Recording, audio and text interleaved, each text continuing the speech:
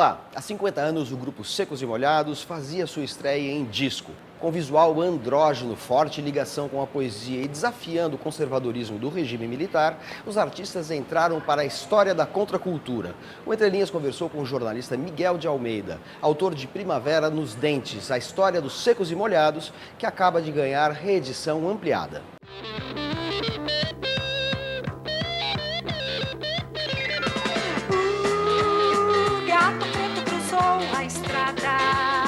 Miguel, Primavera nos Dentes é um livro que você reconstitui a história dos secos e molhados e analisa como um fenômeno absolutamente excepcional, né? Como é que você explica no livro a confluência de fatores que redundaram na criação dessa banda tão marcante e de duração tão curta, na verdade? Eu escrever um livro que contasse aquele período e achei que o ideal seria, para contar esse período, seria usar os Secos e Molhados, que é uma coisa completamente fora da régua brasileira, porque tem lá a questão de androginia, portanto, eles são os primeiros a colocar a questão de gênero, né, na macarronada de domingo do brasileiro. Eles colocam, em primeiro lugar, em vários primeiros lugares, durante meses, poemas como Vinícius de Moraes, Solano de Trindade. Um universo pop, rock, ao mesmo tempo com, enfim, o vira português e referências, enfim, muito enraizadas no Brasil, né? Lembrando que aquele momento era um momento de, primeiro, uma altíssima ditadura, né? Médici estava prendendo as pessoas, estavam morrendo pessoas nas prisões, deputados sendo jogados em pleno mar, essas perseguições da ditadura militar brasileira. De outro lado, você tinha um nacionalismo exacerbado muito grande. E os secos são internacionais. Eles surgem no momento desse pop contexto. E cosmopolita ao mesmo tempo. Né? Exatamente. Tanto que a banda tem um português, que é o João Ricardo, tem um hippie, que é o Ney Matogrosso, e tem o Gerson, que é um garoto classe média de São Paulo. Secundados por uma banda de argentinos, basicamente de argentinos. O Marcelo Frias, que está na capa do primeiro livro, né? O Marcelo Frias, que é baterista, e depois também o Willy Verdaguer, que é o baixista, certo? Então é uma ONU que acontece numa São Paulo, naquele momento paulistano, certo? Que havia uma ebulição muito grande cultural, né? De teatro, também de música, e eles trazem isso para a cena musical. E lá no fundo azul, na noite da floresta. E os Secos e Molhados me permitia usar eles como fio condutor, certo? Eles surgem em 73, o primeiro disco, o segundo disco, 74. E eles estão, vamos dizer, em cena durante 12 meses, 13 meses apenas. É um fenômeno. De outro lado, eles inauguram a indústria cultural brasileira, né? Dentro de uma gravadora nacional, né? Sempre que no Brasil, quem mandou no Brasil, na música brasileira foram as gravadoras internacionais, até hoje. E eles surgem numa gravadora nacional. Então é uma confusão assim, de elementos que eu achava que servia para contar vários aspectos do Brasil cultural e político. Você dá um grande destaque na história dos Secos e Molhados ao Muracy Duval, que tem um papel semelhante ao que os produtores dos Stones ou do David Bowie tiveram na carreira deles. O Muracy é uma espécie de Malcolm McLaren, ou Andrew Oldham dos Stones, ou aquele outro do David Bowie. É o cara que saca tudo. É o cara que, por exemplo, os Secos e Molhados já tinham feito uma fita e nenhuma gravadora quis saber deles. O Muracy pega isso e leva na mesa do Byington, que era o diretor proprietário da Continental, e fala: eu quero gravar esses caras. Ele tinha moral, o cara... Ele falou: tá bom, pode gravar, só que não vou te dar dinheiro. Mas consegue gravar. E depois, com as amizades dele, ele vai colocando a banda em circulação. Ele era amigo do Boscoli, Ronaldo Boscoli, e do Miele, que estava começando a dirigir o Fantástico. Daí que vem a ideia de colocar androginia na macarronada de domingo, né? Porque quando eles são veiculados no Fantástico, eles entram nos lares conservadores da época de chumbo do regime militar. Né? Olha que loucura. O Boscoli e o Miele não tinham ouvido o disco, eles se apaixonaram pela capa. Eles iam ouvir o disco, mas tomaram um fogo, esqueceram. Daí foram para a reunião com o Vanucci, que era o diretor da Globo, do programa, E o que a gente tem aí? Ele falou, esse disco, bonita essa capa, né? Aquelas 4 cabeças, que a capa maravilhosa, feita pelo Antônio Carlos Rodrigues. Bonita, e que faixa que a gente vai colocar? Eles não tinham ouvido. Daí o Bosco falou, a primeira. Por sorte, a primeira é o Sangue Latino, é só isso. Daí eles tocam, o Bono fala, isso é maravilhoso. Daí eles refazem no palco, né, as cabeças, reproduzem a capa com o Sangue Latino e o Vira. E é uma explosão. No dia seguinte, todo mundo quer saber quem que é aquele magrelinho, né? Jurei mentiras e sigo sozinho. Você nota que assim, não é só androginia, não é só uma instabilidade de gênero, é de espécie também, né? Ele parece um ser subaquático, como você mesmo escreve aqui, né? É uma figura que é altamente perturbadora, né? Porque ele é a própria expressão de uma identidade mutante, né? Não por acaso, inclusive os mutantes são da mesma época e tem conexões também com Secos e Molhados. Então é um momento de realmente profunda mudança de percepção das potencialidades da individualidade, como você escreve aqui também. Isso é tudo Ney Matogrosso. Você falou, eu concordo plenamente, é tudo Ney Matogrosso. Mas o João Ricardo tem isso também. Ele que traz. Nas letras. Nas letras, as letras sim, mas na performance, quem traz, isso é o Ney Matogrosso. Ele traz essa coisa indistinta, nem homem nem mulher. Ele fala, nem homem nem mulher, talvez um bicho. Tem aquelas antenas, tem uns adereços diversos, indígenas, é uma confusão. Parece umas escamas às vezes, exato, né? Né? Parece uma coisa aquática, parece uma coisa... Às vezes ele tem chifre em alguns momentos que ele coloca, que ele pega lá de alguns animais. Quer dizer, então ele cria um personagem. O que é interessante é que os Secos e Molhados inauguram, acho que daí uma das razões do sucesso, é que eles inauguram um espetáculo musical. Você vai se lembrar, você vai perceber que Chico Buarque cantava de terno, aquele jeitinho arrumadinho, um banquinho violão, todo mundo da bossa nova. Quando você assiste os Secos e Molhados, o que você tem ali é um espetáculo. São personagens que estão, são personas musicais que estão ali na sua frente.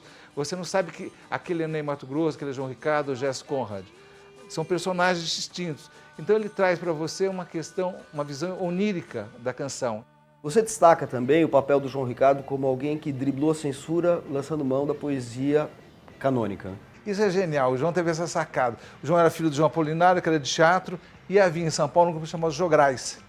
Eram atores que iam para os teatros ou para os espaços maiores e declamavam poesia. Eles, inclusive, que popularizam no Brasil o Fernando Pessoa. Entre eles estava lá no meio o Raul Cortez. E o João viu isso, o João se espelha nesses jograis. Porque você tinha um período de ditadura onde tudo era proibido. Então a sacada do João Ricardo foi musicar poemas de autores já publicados. Solano Trindade, Vinícius de Moraes, Oswald de Andrade, entre outros.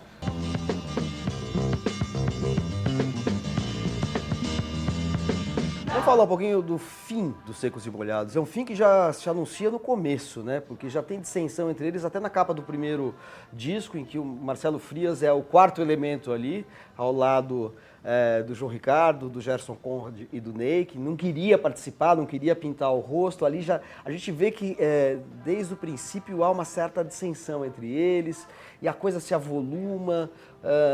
Enfim, o comportamento e a personalidade deles é uma coisa meio incompatível. E aí entra a questão da grana, porque eles fazem um baita sucesso, mas o final do grupo é marcado por uma mesquinharia muito grande também, né? Uma interferência do empresário que era o pai do João Ricardo, uma coisa assim de, enfim, contratual, é meio melancólico, né?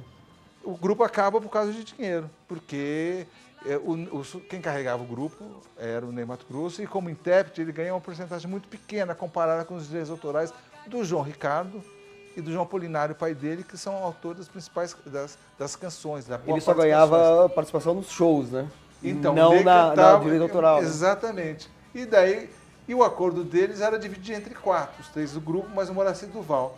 Quando o dinheiro aparece, como diz o Ney, aí eu vi que a coisa teve uma graça. E o que me importa é não estar vencido.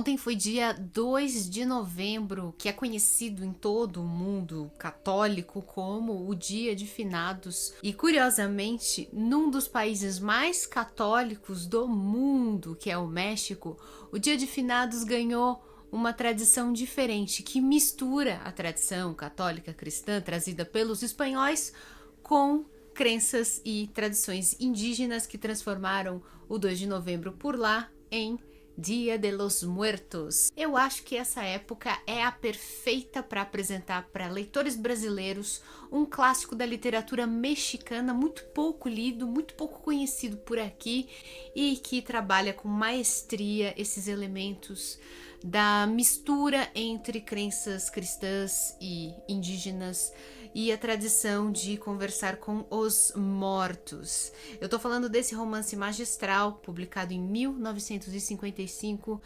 por Juan Rulfo, e o romance se chama Pedro Páramo. Apesar da ambientação meio mitológica, até bastante divertida da presença das caveirinhas aqui na capa, Pedro Páramo é um romance denso, não porque ele seja incompreensível, mas porque ele traz várias inovações narrativas e, sobretudo, porque o tema apresentado aqui não poderia ser mais real, mais cruel e mais dramático.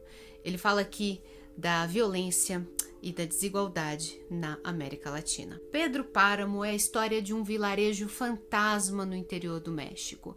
E quando eu digo fantasma, não é força de expressão. Não sobraram habitantes vivos. E todos eles foram vítimas de um fazendeiro, um latifundiário dono da maior fazenda da região, o tal Pedro Páramo, que além de dominar a economia e a política local, também barbarizava as relações sociais, praticava toda sorte de abusos, explorações e crimes sexuais. E não por acaso deixou muitos filhos ilegítimos entre as moças do povoado. Entre eles o rapaz que a princípio é o narrador da história, um jovem chamado Juan Preciado, que é filho de Pedro Páramo e, em cumprimento a uma promessa feita à mãe moribunda, resolve ir até o vilarejo para conhecer pessoalmente este homem terrível. No meio do caminho, esse rapaz, o narrador, conhece vivos e mortos e vai pescando informações que ajudam a contar uma alegoria da história da exploração latino-americana, da violência extremada e que causa arrepios em nós, leitores,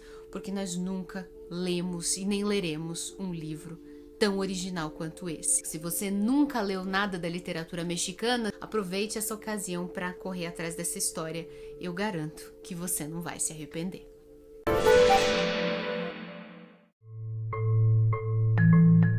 Com o subtítulo A Revolução Artística que deu origem ao Impressionismo, O Julgamento de Paris é o livro em que o historiador da arte canadense Ross King disseca o contexto em que nasceu a estética de pintores como Manet, Cézanne e Monet.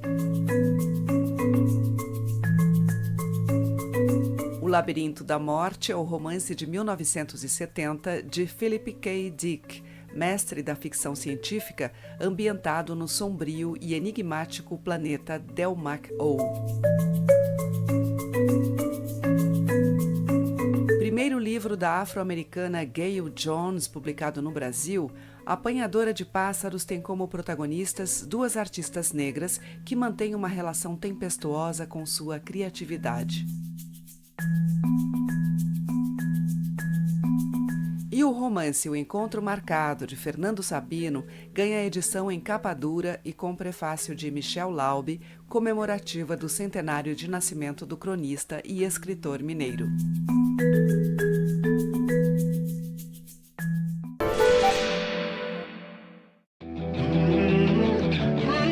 Eu indico o livro Um Lugar Bem Longe Daqui.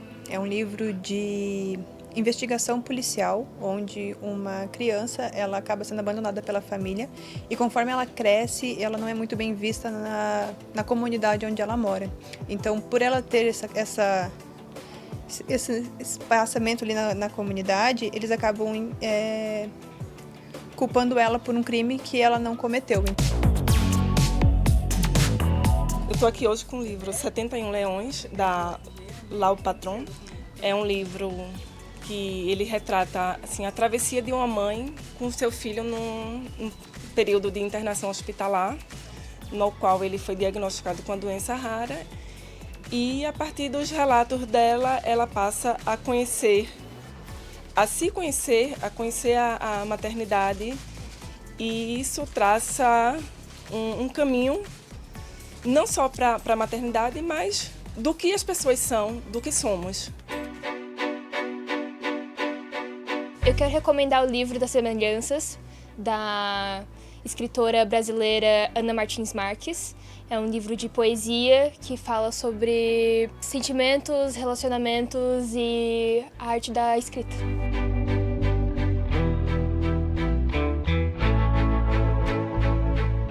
Depois do intervalo, uma entrevista com o ex-ministro da Educação e filósofo Renato Janine Ribeiro, que acaba de lançar O Valor Volta à Política. É daqui a pouco.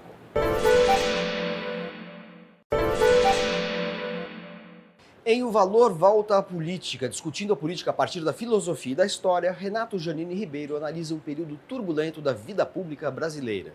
Os textos do filósofo e atual presidente da SBPC, Sociedade Brasileira para o Progresso da Ciência, foram originalmente publicados no jornal Valor Econômico entre 2011 e 2015. Renato Janine Ribeiro, que contexto nasceram os textos publicados, reunidos aqui em Valor Volta à Política? Esses artigos eu publiquei no jornal Valor Econômico entre 2011 e 2015. Foram artigos que saíam toda segunda-feira no Valor. Eu fui convidado a escrever sobre política e com total liberdade. Nunca um tema foi sugerido ou banido, nunca um enfoque foi solicitado ou contestado. E nesse tempo eu aproveitei para, com minha formação de filosofia política, conhecendo história, discutir a política brasileira, mas numa perspectiva mais ampla. Esses textos foram escritos num contexto muito turbulento, porque em dado momento começam a aparecer aquelas manifestações de 2013, que se estenderam até 2014, período coberto pela sua coluna. Que impacto teve isso na sua percepção da política brasileira, das suas mutações? Bem, eu não procuro fazer uma narrativa de fatos. Tem pessoas que fizeram, que fazem isso, que eu procuro descobrir o sentido disso tudo. Nós temos uma presidenta que assume na sequência do Lula, que saiu extremamente bem avaliado, que consegue uma avaliação muito boa, que entra em colapso justamente com as manifestações de 2013. Ao contrário de boa parte da esquerda, eu admirei e continuo admirando essas manifestações. Foram uma politização muito rápida da sociedade brasileira, mas que infelizmente é uma sociedade que não tem cultura política, não está habituada a entender o que é direita, esquerda, que são as competências de cada um. Dilma colapsou em termos de popularidade com essas manifestações, que eram sobre pautas que tinham pouco a ver com o governo federal. Transporte público municipal e estadual, saúde é dos 3 níveis, União, Estado, Município, educação básica estadual e municipal. No entanto, tudo isso foi utilizado muito habilmente contra Dilma, que, enfim, tentou resolver problemas que estavam muito mais fortes nos governadores e nos prefeitos. Sempre que alguma coisa dá errado, alguém vem dizer que foi corrupção. Nunca disse que foi uma opção errada, que o povo escolheu errado, que o povo escolheu um governante que vai arrochar salário, um governo que vai fazer medidas demagógicas. Não, é sempre a corrupção que vem à frente. E isso contribui para uma deseducação política. Então, nesse sentido, todo o avanço da Lava Jato também foi bastante negativo para o país, porque embora parecesse que o país estava se orientando para uma governança mais limpa, não foi o que aconteceu. A gente viu a manipulação toda dos líderes da Lava Jato, inclusive para levar ao poder o pior presidente da história do Brasil. Interessante que isso que você está falando agora não era falado à época, né? Outros analistas políticos falam desse efeito de eleger a corrupção como um tema foi catastrófico para o Brasil em dado momento. Mas você falou isso no próprio calor da hora. Claro, o primeiro claro, texto do claro, livro, primeiro claro. texto do livro, dentro de uma seleção, é sobre isso, né? Exatamente, porque me preocupa muito se você coloca a questão da corrupção, qualquer questão ética muito forte, como central na política, o que vai acontecer? O seu adversário é antiético, o seu adversário é ladrão. Você não respeita um adversário ladrão. Você diz, corrupto não vai subir a rampa. E não interessa se outro é corrupto ou não, é tudo uma grande retórica, muito bem usada, muito repercutida pela mídia na época toda e que não fez autocrítica. O Globo fez autocrítica da participação dele no golpe de 64, não fez autocrítica do que ele fez nos anos da década passada. Então, toda essa deseducação da política acaba levando a uma manipulação fácil da opinião pública. No lançamento do livro, você fez um debate também, né? Qual foi o aspecto abordado nesse debate? Eu acho muito mais interessante lançar um livro com debate do que só com autógrafos, né, que são uma coisa social. Maria Hermínia Tavares me colocou a questão do título. Se eu estava falando de valores morais que voltam ao político, quando, na verdade, o valor aí era uma invocação do jornal Valor Econômico, no qual eu escrevi, mas acaba tendo a ideia de que a política voltou a ter valor. Mas é claro também que, de um tempo para cá, a preocupação ética cresce em relação à política. A gente vê isso nas políticas de inclusão social que estão procurando romper um déficit gigantesco de democracia, de cidadania, de decência na sociedade brasileira. A questão do Alberto era se o povo está indo para a direita no mundo inteiro. E eu objetei um pouco essa pergunta, né, dizendo que as coisas são às vezes temporárias. O que aconteceu foi que tivemos uma democratização muito grande, não só no Brasil, mas no mundo, da década de 80 em diante, e chegou um momento em que esse processo todo de avanço enfrentou reações muito grandes, proporcionadas pela crise econômica. Sem crise econômica, de 2008 em diante, não teria havido essa reação de extrema-direita, Trump, Bolsonaro, esse da Argentina e outros.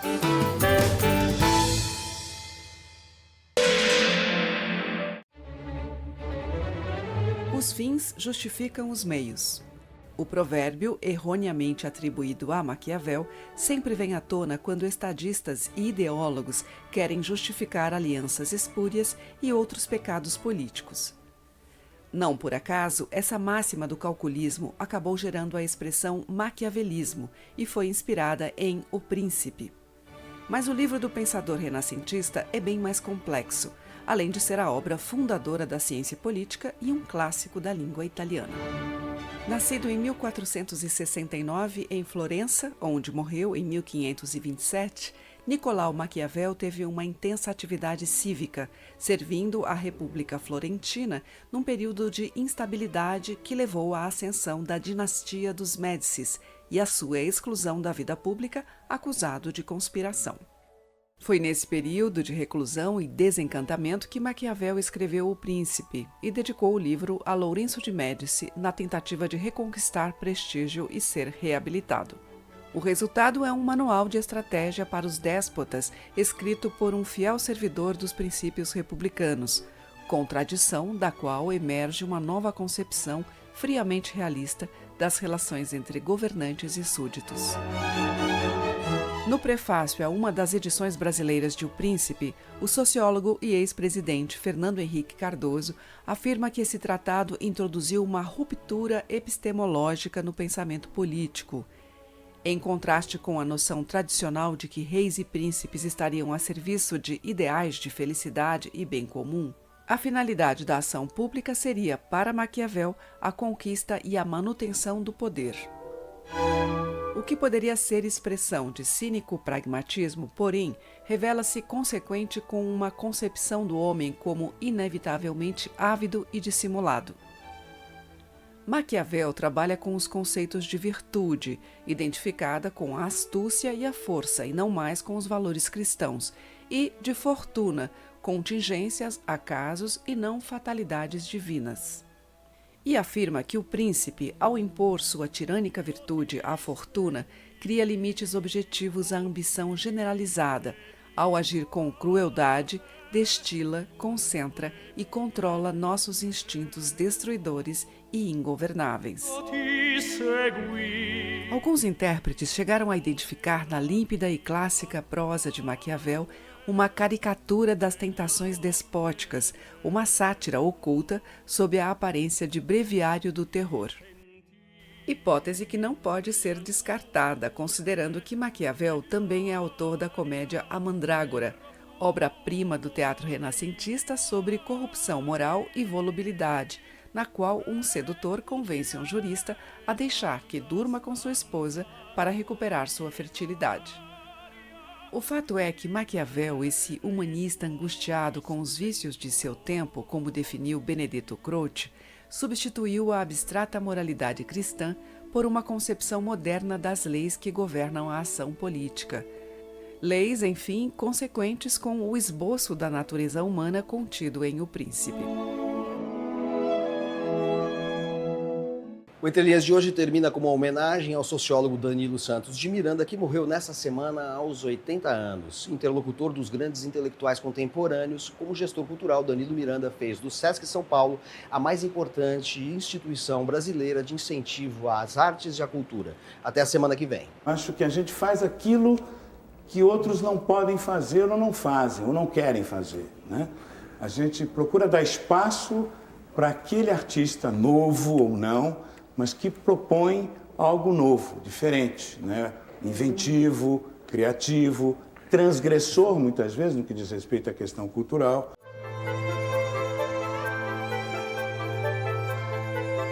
Tem uma lenda urbana inventada pelo Zé Rodrigues, que passou pelo Brasil os fundadores do Kiss e viram a capa dos Secos e Molhados, assim que estava saindo o disco, comecinho, meados de 73. 4 meses depois aparece o Kiss nos Estados Unidos, com aquelas maquiagens, né? Iguais, mais ou menos semelhantes. Então tem essa lenda urbana, que esses americanos que estavam recepcionados pelo Zé Rodrigues e Lenny Dale eram integrantes do Kiss. Mas é lenda urbana mesmo? É uma lenda urbana.